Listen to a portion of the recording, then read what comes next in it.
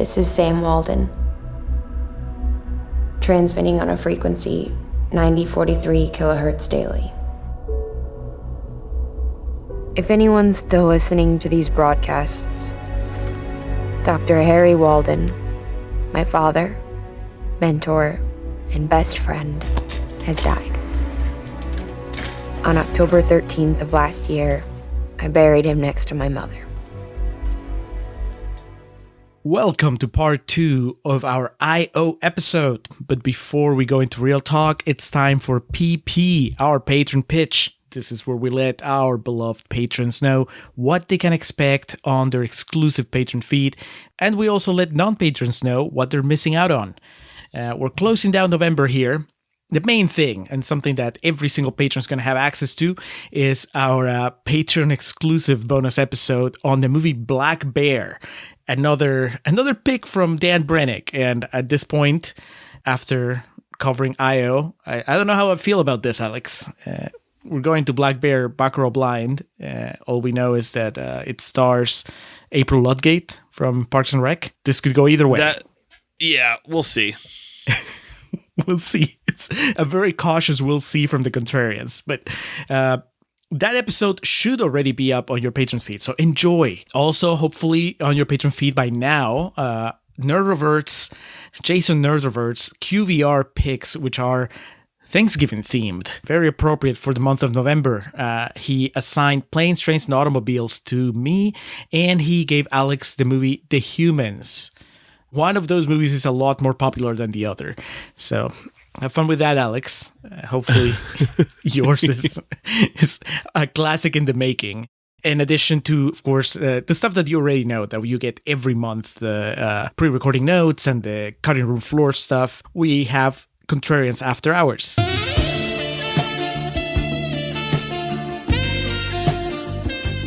That's the spin-off show where we tell you about other things that we've been watching or listening to or playing or reading or thinking about. Alex, what are you bringing to Contrarians After Hours this time? Peacock recently dropped a 2-part documentary called I Love You, You Hate Me, about the rise in popularity of Barney, the purple dinosaur, but then also just the absolute vicious backlash that it was met with by some parents and the younger MTV generation. And it's an interesting little history of Barney, but it also speaks more to like negative culture and the advent of like the internet and how that's kind of changed the way people talk about things. And it's also made with a sense of humor, so there's some really good like deadpan comedy in there as well. But like it's not just exclusive to like the people who worked on Barney. Like Al Roker's interviewed in it, the guy who played Steve on Blue's Clues, Bill Nye. It's got a lot of television personality from that point in time. It comes back to, it's not unlike our Roxina mega series in the sense of like it goes off on these side streets and these stories that it tells, but it always comes back to it. I remember watching the trailer and being pretty interested with it, and it definitely didn't disappoint.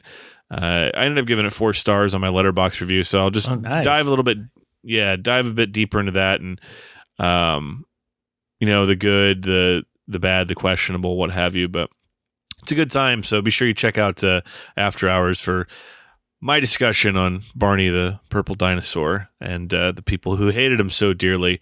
Julio, what are you bringing to the After Hours party? 2 completely different movies, like on both ends of the I guess blockbuster / pretentious spectrum. So on the blockbuster side, Alex, did you ever play the Uncharted games? Mm-hmm. You have? Okay. Have you seen the movie that just came out? Isn't it Mark Wahlberg and Spider-Man? Yes. Yeah. It's on Netflix now. I didn't go see it in theaters. I have no attachment to the franchise. I've never played the games. I might play them now that I've seen the movie. Because it was a fun time at the movies, even though I watched it at home. It's just it's your typical blockbuster, and just Spider-Man and Mark Wahlberg having adventures, hunting for treasure. Tony Banderas is the bad guy. I had a good time. I'll tell you all about it, and I'll ask you some questions because maybe you'll be able to tell me what is related to the game and what is stuff that they just made up for the movie. But that's on the mainstream side. And then I also watch an A24 movie. That's that can always go very different directions. Did you ever hear about Zola, based on the viral Twitter thread? I have no idea what you're talking about. Oh, dude. I'm not gonna. I'll tell you about the movie on After Hours, but I'll give you the pitch here. So there was a Twitter thread of, I think, 148 tweets, and it was just supposedly this woman telling a story over the course of like 148 tweets, and it went viral. And of course, they had to make a movie about it. It's such a 2020s state of the world kind of thing to happen. Like, yeah, I'm annoyed. It made the news. I was annoyed as well, but I also felt like it was my duty to watch the movie, because the movie came out and it got, like, it's an A24 release, so it got some buzz and people were like, oh, this is something that you should be watching if you're a cinephile. So I did, Alex, and I'm not going to tell you what I thought. Not yet. I'll tell you in After Hours, but it's definitely a very different movie from Uncharted. So I think I did I made an effort to have a balanced film diet on this After Hours. So Uncharted, Zola, the Twitter thread movie, and I Love You, You Hate Me. Mm-hmm. Did they interview Ed Norton in that documentary? No, they don't even bring that up. What's it called? Death to Smoochie? Death to Smoochie, yeah. Anyway, that's on your After Hours for this installment, along with everything else that we talked about and all the things that are there from previous months, the Roxina miniseries, the Summer Break trilogy, all the other cool stuff. There's a Halloween Ends discussion that still feels very relevant as we recorded this. If any of that sounds interesting, just go to patreon.com/Contrarian Prime. Check our tiers. Join the Contrarian supplements. Join the fun. $1, $3, $5, $10, our respective tiers. Head on over to the page. Check it out. Drop a $1 in, 4 quarters in. See what might be there that tickles your fancy. If there's something you like a lot, want more of, let us know. If there's something you think we'd be better suited, not spending as much time and resource on, let us know too. We can reach out to us on Twitter or also at our email, wearethecontrarians@gmail.com. You can find us there. To all of our existing patrons, thank you so much. We love you dearly. And as I like to say, we are taking applications. Always. Always and forever. Because we end up doing big piles of shit like this for our adoring patrons. I'm Dr. Walden's research assistant. I'm sure I can answer any of your questions. I'm here to see Dr. Walden. Not you. Not anybody else. Look, we started year 9 kind of on the strong side, right? We did Warrior. We did Grease 2. It was time for a stinker. Okay. I assume, Dan, this is so bad I have to make you guys watch it type thing? Yes. So first of all, he has some sort of beef with Margaret Qualley. And he was like, I just want you guys to know how bad Margaret Qualley is.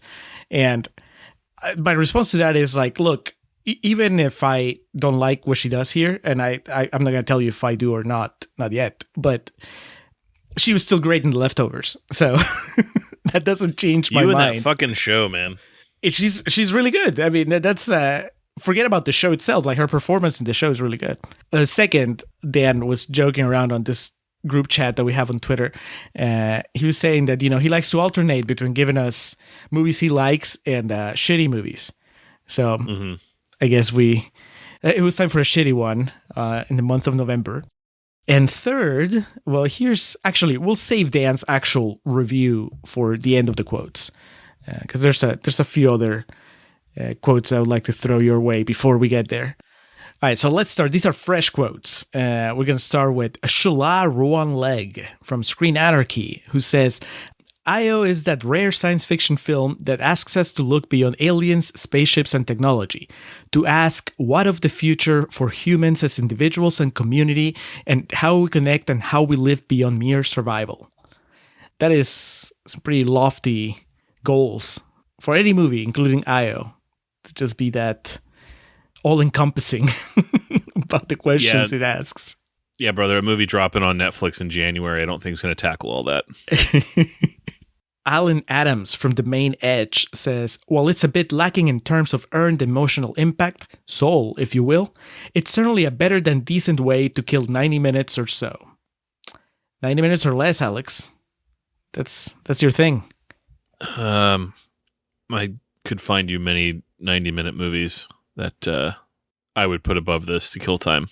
Well, let's close with Brad Newsom from Sydney Morning Herald, who says, it's still watchable enough thanks to an unsettlingly ambiguous performance by Margaret Qualley and a spot of clanging contemporary relevance. Unsettlingly ambiguous? Was that the phrase that was used? That was it, yeah. All right, that's a new one. Margaret Qualley read this and was like, thanks, I guess? That's kind of like a double. Like, isn't ambiguity typically unsettling? I mean, I guess. I've been unsettled ever since I watched The Dark Knight Rises because I still don't know what happened at the ending. There you go. You're right. The real closer here is Mr. Dan Brennick from Netflix and Swill, who says the tagline to his review is, an unmitigated disaster on all fronts, this movie should be avoided like an Earth with a dying atmosphere. This fucking asshole, his first thought was to make us watch it then. So I'm not going to read the entire That's what he pays the review. big bucks for. Yeah. I mean, this is he's a paying customer, so he's always right. Did he type it up? Yeah. This is like a blog entry on his website. Okay. We when can it first came out. Link to it from our Twitter or Patreon page. Yes, yeah. I'm going to read the beginning and the end of it. Okay. So the beginning is, often I wonder why I watch something when after viewing the trailer, I say out loud, boy, this looks bad. Then I remember that I have an issue with being a completionist. For whatever reason, I want to watch as many Netflix original movies as possible, probably because the time investment is very minimal as compared to series, which can take anywhere from 2 to 13 hours of my time. I knew I was getting into lousy territory before I even sat down to watch Io, the latest movie about Earth dying, but I didn't realize how bad it really would be. Then he recounts the plot. And then he says, I don't want to dig more into the plot despite my hatred for this movie, because I like to keep these written reviews as spoiler-free as possible. That said, the plot is number one culprit in this movie. The film will try to portray a very standard 3-act structure, but if you pull off its mask Fred Jones style, you'll find that it was old band 2-act structure all along, where the first act takes over an hour for no reason at all. We know that they must go to the final shuttle launch. Why in the world are they still at the residence talking? So, because of the lazy narrative, this must become a performance piece. Unfortunately for you, the viewer, it can't do that because Margaret Qualley cannot handle that kind of role. I initially saw her in the Death Note Netflix adaptation and felt she was a block of wood there. In this, she at least can express emotion, but does it in totally unbelievable ways. Anthony Mackie is just as guilty, being that he just stands there expressionless for the entire run length. Danny Houston is in the movie for all of 5 minutes, probably because he saw the script he signed on for and realized that his planet needed him. The only other character in the movie is Elon, voiced by Tom Payne, who is Sam's love interest. Elon is never seen in the film and is only heard through monotone reads of correspondences sent between him and Sam. If I haven't made it abundantly clear yet, don't watch this movie under any circumstances. Tell your wife that most anything else on Netflix is better than this. Ignore the banner ads that are currently in place. Hard avoid this movie. The only thing you'll want after watching is your time back or to breathe some toxic earth air to relieve the pain. 1 star. I also gave this movie 1 star on my Letterboxd review. The bigger question, perhaps the biggest question, I think, here is, do you agree with his assessment of the performances? He seemed like more impassioned in what he was saying about this movie than I would about anything. This is a movie that I talk about a lot. And when I go back and, read over, when we do our awards next year, I will read the name of this movie and go, oh yeah. And I will remember nothing about it. And as I've said repeatedly, even like Drop Dead Fred, which we hated, that's like a level of bad where I will remember things about it. I will remember that scene where I felt embarrassed for Carrie Fisher. Carrie Fisher, thank you. And the end where Phoebe Cates like wipes a booger on I forgot about that. Is it Tim Matheson? Yep. Yeah. But there's movies we do, and this will be one of them, where I just don't remember shit from it because it's just so unremarkable and just nothing. And it sounds to me that he's a bit more impassioned in his dislike of it than I would be. I think I don't know if I've ever seen anything with Danny Houston where I was like, man, what a great actor. He's Danny Houston. He's Stryker. His memories won't grow back. And then the gal here, this is the first obviously leading role I've ever seen her in. And Anthony Mackie's awesome, but I'm not for a second going to act like everything he's done is fucking great. So it's, his points are valid to him. To me, this is just absolutely nothing. There's nothing here. There's like nothing to really get overly this sucks about, but there's certainly not anything approaching like good. The closest to good is when Anthony Mackie reacts to the vegetables. It's the most relatable, the most genuine moment of acting. Yeah.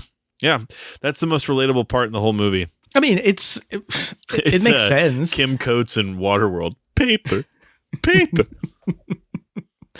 It makes sense because it's it's kind of like an out there idea. Not so out there, obviously, because it's a post-apocalyptic world, and we are so familiar with those, through fiction, that in a way we already have an idea of how characters behave in those scenarios.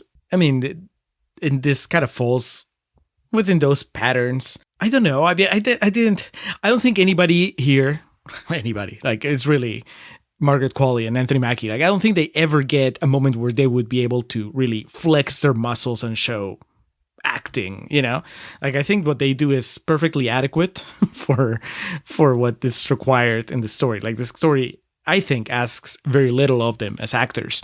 I think the closest might be Anthony Mackie's Oscar moment, right, when he's talking about what happened to his wife, but it's so inconsequential, I think, in the big scheme of things, that it doesn't really register. It's like you're thinking, man, that's fucked up, and then the movie moves on, and it's almost like you imagined it because it doesn't really come up later. I don't know that I would put up this movie as an example of, oh, this is why Margaret Qualley or Anthony Mackie shouldn't lead movies.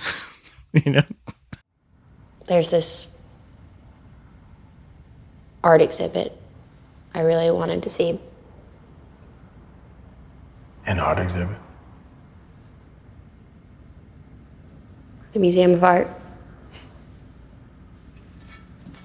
It's one of the last exhibits from before. Yeah. What movies are on Netflix that are Netflix originals that are like great movies? And I'm asking that genuinely. I'm sure I've seen one, and I'm sure Dan is like just listing them off right now. Yes. But I feel like there's got to be a little bit of like, I mean it genuinely. When someone tells me it's a Netflix original, I immediately lower my expectations. So to act like, yeah, either of this is on them or an indictment of their capabilities, I find a bit silly. Yeah, I mean, I think if they hadn't done anything else, I don't know that they would be getting more work thanks to this movie. But when they both have stronger entries in their filmographies, then it's just like, oh, this is just something they did, and whatever. I really like the idea of Netflix as this sort of a low budget, mid budget farm for emergent filmmakers, and where they just kind of, isn't that what Roger Corman used to do, right? He would have like these really low budget productions, and that's where filmmakers kind of learn the craft, and they just learn by doing. And you watch those movies and you're like, well, you go into those with really low expectations. You might have a good time, you might have a bad time, but ideally, some of the people that work on those things went on to do bigger and better things. And sometimes you got like an actual good movie out of them, like the original Little Shop of Horrors. So I like the idea of having Netflix as this sort of new iteration of that, where you can go and, some people go with their, low budget sci-fi idea. And it's like, yeah, big studios are not going to finance this for a theatrical release, because it's not like, it's not based on a known IP, and it's not Christopher Nolan bringing it to you. So sure, let's do it, and let's make it on Netflix, and some people will see it, and the next one will be better. Just keep trying. Yeah, just keep doing it. I mean, I think that this movie, this is what you point to when you're going like, it's like a bad Netflix movie. You're right. There's some that are better than this, and there's some that are actually good. But there is a lot of this there. Yeah. But those are movies that are not getting made anywhere else. It's like I think that once upon a time you could count on mid-budget sci-fi to make its way to theaters every now and then. That's not going to happen now. So now it makes its way to Netflix. And I mean, those things are never, they're very rarely going to be like big hits, major successes. I think this, like many of those, the Netflix, Irishman probably is the top one. Yeah, but those are like the marquee filmmakers coming to Netflix to do Oh, their I see thing. what you mean. Yeah, no, I'm talking about like unknown filmmakers or emerging filmmakers that come and like do a Netflix movie because that's, the best distribution deal they could get. Sometimes it works out, sometimes it doesn't. But I think that this, like most of the Netflix originals that I've seen that have to do with sci-fi or horror or whatever, I think that this would benefit from being even shorter. Like this would be a good Twilight Zone episode. You just knock it out in 40 minutes tops. You do the setup, then Anthony Mackie shows up, and then he's like, I'm going to take you out of here. And then she's like, okay, but no, I'm going to take my helmet off. And then it turns out that she can breathe. The end. That's it. You don't need to stretch that out over 90 minutes. So fucking dumb with the kid at the end, too. Yeah. What does that add? The fact that she got a kid at the end. It doesn't add anything. You already made your point. That shit pisses me off now, like how obsessed the modern film climate is, no matter if it's a comedy, a simple sci-fi like this or whatever, but the insistence on infusing realistic aspects of life. And this is how things really are. It's so, when you do that and you try to make a movie that's centered around, real human emotion, real human feelings, it can come off as almost belittling and patronizing when someone, gets pregnant from a one-night stand or something like that. Because I understand that happens. It does happen. But happened to Sarah Connor. Yes, and he saved the human race. There's nothing in that movie that's interested in acting like real life, so I'm fine with that. And, it's now, 15 years later, a movie that I have to blame for a lot of issues, but Knocked Up is the same thing. It's like, that's a movie. That's okay. But like these modern movies that try to, this is how humans would really feel in this situation. It's like, yes, people get pregnant on one night stands. But also there's people that work very hard, sometimes for years to conceive. And Paul Giamatti and Catherine Hahn. There you go. And in a movie like this, that really seems to, want us to buy into the human nature of it. It just seems so fucking saccharine and I think borderline insulting when that little kid runs up at the end. I was just like, go fuck yourself, That's where you turn on the movie. That's probably the closest that I was just like, fuck this. But like the rest of it, I'm like bored. Like I said, it's just very, very boring. And, I joked about it. I don't remember if it actually made an episode. One of my favorite tweets from the past few months was like, bad movies used to go straight to DVD and would sit in discount bins at Dollar Generals and someone would end up buying them and watching them. Now bad movies just go straight to streaming and they live in that hellscape and no one ever watches them. And there was something charming about straight to DVD movies. Not those movies that you'd rent at like Redbox and stuff like that. Mm-hmm. And then this isn't my way of saying they were good. I guess it still felt like a movie. You went and got something. You paid money to hold this thing and take it home and put it in this player that shows movies. So even if it was really bad, you still thought this is a movie. This went through the process of being a movie. Someone, wrote this and made this, and it's not good, but this is what you got, and this is a movie. I keep saying that, but that's what it is. I watch this and I'm just like, this is just a fucking YouTube video. Like this is. So wait. Are you telling me that if you had watched I.O. on a DVD, you went to Walmart and you got it off the dollar bin or whatever, and then you popped it in, and then you watched exact same movie, but it's on a disc. And then at the end of it, you would be like a little more respectful. As psychotic as it sounds, yes. Like it's, and I say that to pop you. I don't think it's weird at all. It's just, there's a massive detachment when it's just this movie that's like streaming. Like, it's the same thing as me getting on YouTube and watching a video of a guy like fall down on a skateboard. There's okay, but it is. I mean, it's not psychotic, but it is. That is not how it works. I mean, you know that everything that you were listing about the amount of work that went into putting that Redbox movie together. I mean, the same amount of work went into putting I.O. together. The only difference is that they didn't put it on a disc. They just sent it to Netflix. I understand that. But like I'm saying, but with the way it is now, it's no different than a content creator, like just uploading a video of them, trying on perfume or something. And so the reason I'm saying this and making these like analogies and whatnot is because that means when I watch this, I'm already disinterested. Streaming's like the Dahmer thing. You can be like really good junk food TV and stream. There's plenty of YouTube channels that I watch that like are just feed me just useless content, that type of thing. The point I'm trying to make is when these are just these straight to streaming videos or movies, excuse me, my investment is already lesser than, and my expectations are already way lesser than. And because it's so boring that when it was over, I was just like, what was the purpose of that? Like, why did I sit through this? And I do think there's validity to the argument that you're making. Not an argument, it's a statement, and a correct one that you were saying. It is good that there is a place for filmmakers to trial and error. It's just, I'm not so sure that that's going to result in what I would like to see. So myself personally, I just it just makes me so much more removed from it. Like this dude, what's his face?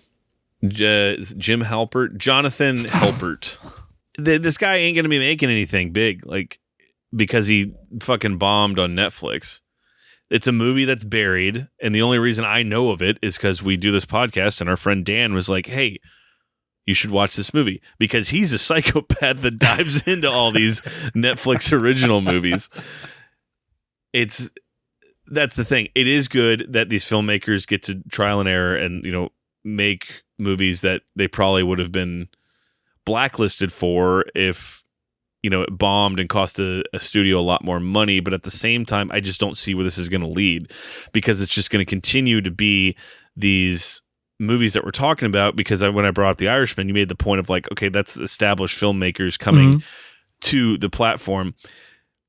So how do we get to using these two established filmmakers? It doesn't seem like that part of the puzzle has been completed yet. And I'm not sure that Halpert here, our boy John, I'm not sure he's the right example, but I guess there has to be examples of this, and hopefully one of our listeners can point out to me, but it's just like, I'm waiting to see how these streaming movies are able to create the impact that like springboard someone to the next level, be it actor, actress, director, screenwriter, what have you. It just seems like this kind of epitomizes my thought on these straight to streaming movies of just like, it exists and it's something that you can watch. And when it's over, you might be like, oh, that was cool. Or you'll be like, well, that sucked, but it's not the same thing. What? Nothing. What? I just need you to focus. We mess up and we die. I am focused. Julio, tell me, who's made a straight to streaming movie that's gone on to like be a respected filmmaker amongst their peers? Well, first off, I feel like we need to call it out, even though I guess she already had a career, but Tamara Jenkins, Private Life is a Netflix original, and that's a movie we both liked. That's true. Good call. Just referenced. Speaking of I do having need to be kids. clear. I do need to be clear. If anyone's listening to this for the first time, I am fully cognizant of how many holes there are in my argument. I'm just like kind of like working through my thoughts as I say them out loud. That's a lot of what I do. I just kind of think out loud. The Margaret Qualley fan base is just losing their shit right now over the fact that you just basically said that if a movie is not on physical media, it's basically worthless. That is gonna be the headline. And I say it again. Fuck, what was it? There was something recently that I was like mad that it's the Wet Hot American Summer miniseries is on Netflix. You can't buy them on DVD. That shit pisses me off, dude. Like, that's a damn shame.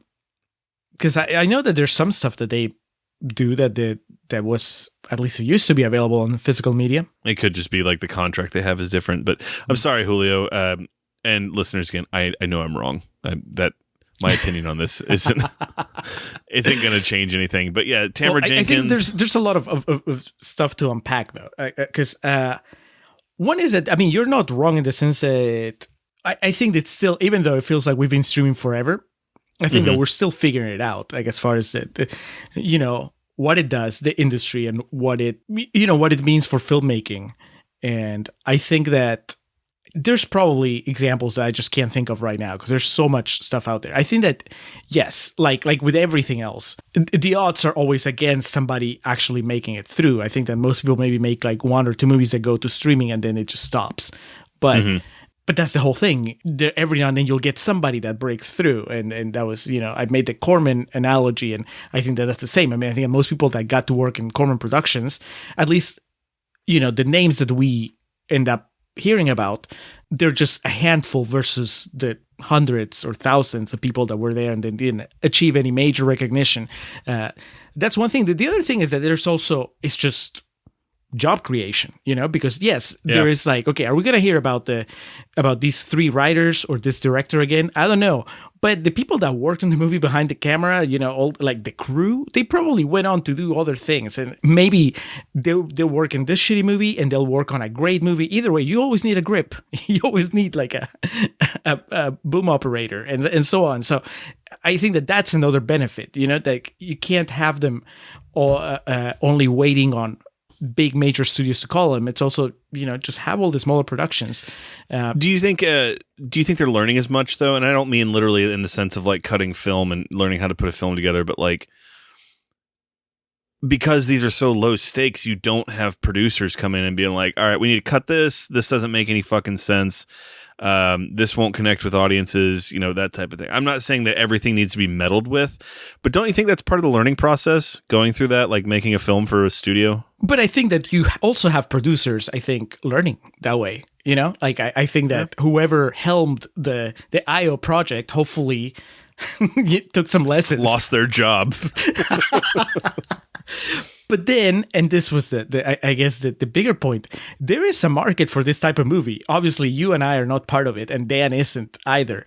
But there's some people that just like watching these sort of middling sci-fi movies. It's not like they build their nights around them. I think that this is just shit that they throw in the background that they watch. I mean, I have a couple of friends that just love watching stuff on Tubi, and not just like the select picks that we go every now and then to where you're like, oh, there's a hidden gem. But no, they're just like all the trash in my perspective, and trash. I'm saying trash as in like in a playful way, like the stuff that's really low budget and really, that makes IO look like a super production, but they just like it because it's just, I think that it being low stakes makes it a little more of like a comfort food.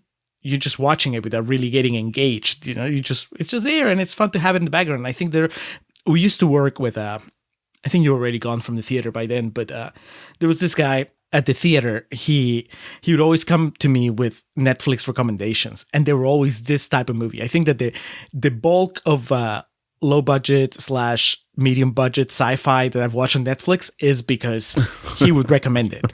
And I would watch it and I would be like, this movie was okay. I didn't need to watch it. My life hasn't changed, but he would be really excited. He'd be like, oh, you need to watch this one now. You need to watch this one now. And I'd be like, all right, clearly you're getting a lot more out of them than I do. I want mine to be a little shinier, more polished. But him, I mean, I'm sure there's plenty of people like him. And so Netflix looks at those numbers and it's like, okay, well, we are serving an audience. It's just not the pretentious podcasters. We're just... And the reason I was referencing like Redbox is like, look at the poster for this, and you're exactly right. There is an audience for this. It's the type of people that would go to a Redbox or your movie theater on a Tuesday afternoon and just watch, like, find the weirdest movie they could watch, that type of thing. So that was like the first thing that came to mind when I saw this poster. Is like, that is a fucking square from a Redbox outside of a 7-Eleven. Like that, like that is what that looks like. Yeah, there's definitely. Talk about a movie I don't remember anything about, Extinction. Like we were talking about that earlier, and I was trying to think of something quippy to say. It's like, I don't remember anything about that. Michael Pena and Lizzie Kaplan are in it. That's all that I remember. Mike Coulter, Luke Cage is in it. He plays the boss. There you go. But yeah, with this, it's like, you're exactly right. There is an audience for this. And I can't even say it's necessarily just flat out bad. It's just so unremarkable and boring, and there's just nothing to it.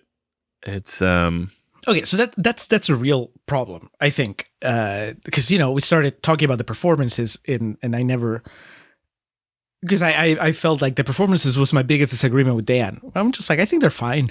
I think they're bad.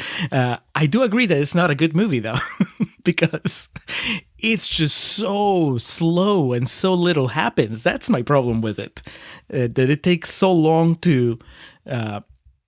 It takes so long to get going to begin with. That you could say that the story doesn't really start until Anthony Mackie shows up. And that's almost half an hour into the movie. Yeah. And then there is, even though the planet is dying, it doesn't feel like there's a real sense of urgency until they have to go get the helium, which is the last 20 minutes of the movie. This afternoon, I'll be leaving our enclave to travel to the Exodus launch site. If anyone's receiving this broadcast, I implore you to do the same. Yeah, you're nail on the head with all this. It's just kind of, oh, well, we might miss the last Uber off this planet, but, At least we had sex. All right. To steal your go-to, imagine if the roles were reversed in that scene.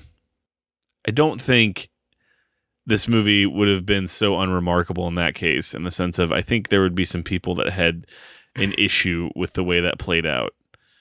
Wait. If it was an older woman, like a 20-year-old boy and a 30-year-old woman? No, if it was a man forcing himself on a woman and she said no and he said we have to.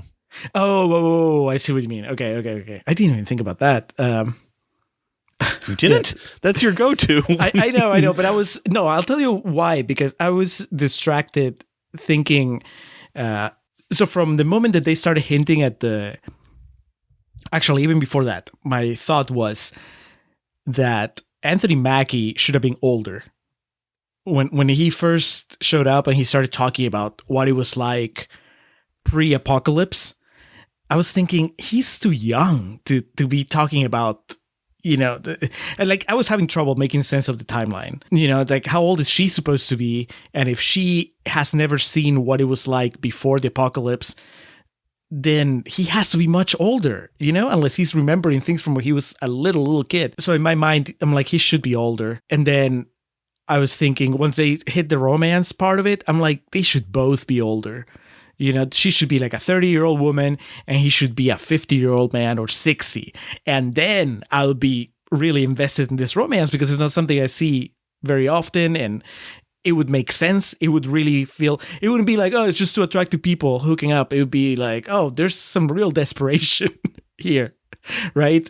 This old man that has given up on love and sexuality, and this younger woman who's like, well, this guy could be my dad, but this is post-apocalypse, That would be something there would be something to that relationship. So I was distracted by all that. It never even crossed my mind of like, okay, what happens if we like gender flip them? But you're right. We have to. We must for the sake of the world. Did that thought occur to you right away, like as soon as it happened, or? Yeah. I was just kind of like, if this was flopped, then I think people would have a bigger issue with it. And look, I've defended questionable storytelling choices, so I'm not trying to say what the intent of the writer or the director was, anything like that. I'm just saying I know how people would have reacted if it was shoe other foot type thing, and that's something we bring up pretty constantly on here when it comes to romantic interactions. So felt the need to bring it up, but it's not enough to really be offensive. It's like everything else in the movie. It's just so unremarkable that it's just kind of like, well, there it is. The coolest thing is she fucking lives in an observatory. That'd be awesome. Or a planetarium or whatever it is. Get to look at the planets every night. Took astronomy in college, and I got to look at Mars one night. It was awesome. So getting to do that every night would be very cool. I laughed very hard towards the end when they go to get the helium. And the score like kicks in like fucking Interstellar style, like and it's just this shot of them very slowly and tepidly riding four-wheelers. Like there's nothing intimidating or like action packed about it. I thought that was fucking hilarious. But Interstellar, Prometheus, any like there was fucking not The Village. What's the other one? There was like elements of The Happening and shit in this that I was just kind of like After Earth. It's my review, my little quip on Letterboxd was I too have seen a lot of movies. It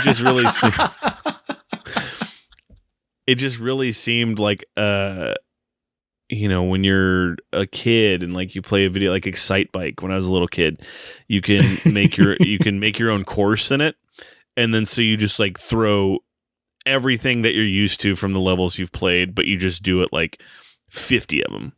Or like when you in fighting games or wrestling games when you're younger and you can create your own wrestler. It's just right. It's gonna look kind of like what I've seen before, but a bit more colorful, and but I don't really know what I'm doing, so it's not gonna match, and it's gonna be kind of clunky. And it would be more if it was like what I define as like a real movie. If it got like a theatrical release, or even those straight to DVD movies, man, their goal was to make money. With these, it really doesn't feel like it is. It just feels like we need content, so fucking shit in a bag and hand it to us. I think it's a little more effort than that, Alex. I know it is. I know that work went into this, and that, bless her heart, Margaret Qualley really is going for it at some points in this. It just, none of it really works, and that leads me when it's over to just be like, at least if like there was studio meddling, something would have happened where like an alien showed up or something. No, but there's also plenty of indie movies that have this sort of pacing. Sometimes it just takes like just a one tweak. I don't even know if it's studio meddling. It could just be that.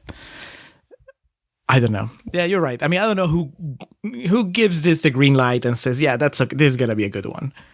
That's obviously, and I feel like I'm making this an example when I don't mean to, because I don't think this would have been a movie of consequence, no matter like who was behind it or meddling with it. But it does make me curious about the process of Netflix filmmaking, because it really does seem like, for better and worse, that they're just kind of like, okay, you can make a movie for Netflix, do whatever you want. It's the Tony Khan approach with AEW. I will pay you $1 million and you can do whatever you want. Now, the key is you have to be successful with that and be Rob Zombie, where studios will still give you, $50 million and just say, all right, you can make whatever you want and hang out with your friends for a few months. Have fun with it. That's like the complete like defeatist to my argument immediately. It's just when I say all this shit, it's like, well, what about Rob Zombie? I'm like, well, that guy lives the dream. But yeah, his last one was a straight to Netflix movie. So there you go. Anyway, Dan, I can see not liking this, and just from the live streams we've done with them, and talking to Dan sometimes in between recordings or DMs and whatnot, I I kind of wish this was one we did for live stream just because how animated he would get about it. I'm sure he has plenty of Netflix originals that get him all worked up. Yeah, that's fair. And it just didn't really... The bees thing... when we watch movies like this, something I like to say, and, a positive I like to say a lot of times is like, somewhere in here, there's a good movie. And with this, I'm not even sure I could say that. It feels like a couple of like 19-year-olds wrote a movie with absolutely no filter, and they just said, make it. And I don't mean that to sound like an asshole. It just really is like, there's some cool ideas and some, when you're writing it, some turns and twists that you think will hit big, but it's just, it doesn't have the parts there to be like cohesive and cognitive. Not good. That's what I was saying. I agree with you. There's not enough here. There's not a good movie in here. I think that there's a good TV episode. I think a solid like 30 to 40 minute narrative that just a pilot. Not even a pilot, like just a standalone. It's just like an episode of Twilight Zone. Oh yeah, you did say that. Yeah, something like makes it a lot punchier. Because I like the twist. They deliver it pretty badly. Like there's really no connection to anything. But I like that. They set it up with the bee, and then she decides, fuck it, maybe I am a mutant too. And then she takes her helmet off and she's alive. And I think that maybe that hits harder if you don't model it with the romance, and if it's shorter. And I don't know, man. There's something there. I mean, I'll give it that much credit, but I don't think this needed to be a movie. That's the the bottom line. We thought we could find a way for humans to survive on Earth. We were wrong. This is Sam Walden. Over and out. I don't know if I have anything more to add. Seems like we've been on a streak recently of big discussions coming from episodes, and this is just kind of like... my notes weren't even half of a page. I was watching this, and I'm like, is anything going to actually happen in this? And nope, doesn't. Well, what is your score? Did you say 1 star? Yeah, it's not enough to give it an F. It's like a D-. And again, I don't think it's irony. The comedy in it is that I guarantee in the next year we're going to do a movie that I actively dislike, but I will remember much more than IO. So D-. Did you 1 star? Are you not going half star on this, are you? No. It never made me mad. It just kind of bored me. Danny Houston with a fedora. I mean, that made me smile. That was awesome. I'm going 1.5. I had it on in the living room, and my sister walked in during that fedora scene, and he says something like, I've been walking and walking and walking. And then she's like, till your feet bleed? And I was like, what? And she's like, Wolverine? She had to remind me that's what whoever the woman in that says to him at the end, walk till your feet bleed. 1 stars across the board, D- in the letter grade from me.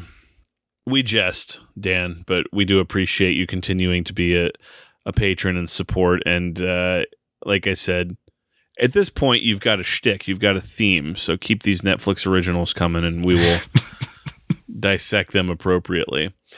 Julio, what is going to follow IO? Well, we're going to stick with sci-fi, Alex, but this is going to be a little more high budget. We're going to open December with a Star Trek movie. We haven't done a Star Trek movie in a while.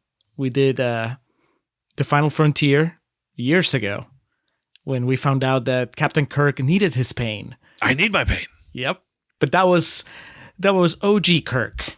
Now we're going to introduce new generation Kirk to the Contrarians. This is going to be Chris Pine as Captain Kirk in the 2009 Star Trek, a movie that's so big, so epic, that we're going to bring some help to help us tackle it. John Amenta from The Pint is going to join us as the guest on the Star Trek episode. I am very excited for this. I remember very much enjoying it, and so I am excited to revisit it. Yeah, it'll be a lot of fun to to dissect. And I don't know if John likes it or not, but he's the one that suggested it, and we jumped on it. So that's in the future. That's like that was the introduction to movie going audiences of fucking Chris Hemsworth. So yes, that's true. Yeah. So everyone made out all right in the end. And also, you know what? Not to get too far ahead, but that's Winona Ryder returns to the Contrarians.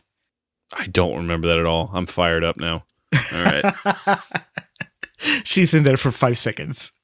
Still, let's do it. I watched Black Swan during horror movie month. She's in that movie for a total of, maybe 3 minutes. So it's still a Winona Ryder movie to me, God damn it. More memorable than I.O. Sad but true .mp3. That's on the money. All right, Julio. We got anything else? Or are we ready to get out of here? Let's get out of here. All right. Let's move on into perennial plugs. Start off by giving thanks to the Festive Years who provide our opening and closing tracks. They kick us off with Last Stand. Take us home with Summer of 99. Be sure to head over to thefestiveyears.com for any and all Festive Years needs. And for the time being, I'll have to touch base with Joe to see if this is going to change with the whole Twitter controversy. But for now, head over to Twitter and check out @LateNightGrin. Our boys over at the Late Night Grin. Wrestling podcast discussion, movie podcast discussion. They do watch-alongs, as they call them, grin-alongs.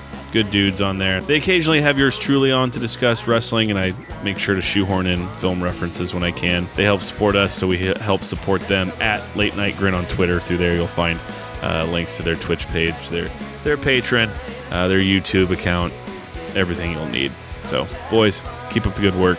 Our friend and fellow podcaster Hans Rothwieser is the man behind our logo. All the graphics on our webpage, our Patreon page, our merch page, the little tomato looking itself in the mirror, that's Hans's handiwork. You can check out his work at his website, mildemonios.pe. That's mildemonios.pe. You can check out his podcast, Nación Combi, which is about Peruvian current affairs, and Marginal, which is about economy. You can check out his multiple fantasy novels and zombie novels he's written. And you can reach him on Twitter at mildemonios or email him mildemonios@hotmail.com. Alex, I was truly, I wouldn't say disappointed, but a little shocked, I guess, to find out that Hans is a big Drop Dead Fred fan. He listened to the episode and he felt the need to let us know that we're in the wrong. He's in the right.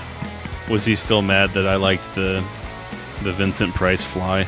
I think that everything has been forgotten. Now his primary focus is the fact that we just didn't get Drop Dead Fred. Oh, that's it. That's right. Yeah, that's it. We just completely missed the point. But anyway, Hans, thank you for all your support. And thank you to the support and effort of Zoe Perez. Zoe, our social media guru. She puts in the work for our social media game, be it facebook.com/contrarianprime, youtube.com/@contrarianprime, @contrarianprime on Instagram. We got our Twitter account as well, @contrarianprime. You get the gist of this. You get the pattern. But Zoe, for our social media accounts, graphics, audio clips, video clips, very helpful and instrumental in helping this machine work. If you haven't already, be sure to subscribe to our YouTube account. Help boost those numbers and algorithm. Same thing with Instagram. Facebook, we understand that's kind of, where your grandpa goes to talk about politics, but still hop on there. Give us a follow. It's greatly appreciated. Much like the work Zoe does for us, it's greatly appreciated. And much like it's greatly appreciated that you, our listening public, our wonderful audience, have tuned in. But that's going to do it for yet another episode of We here on The Contrarians, where we're right and you're wrong, and we will catch you next time.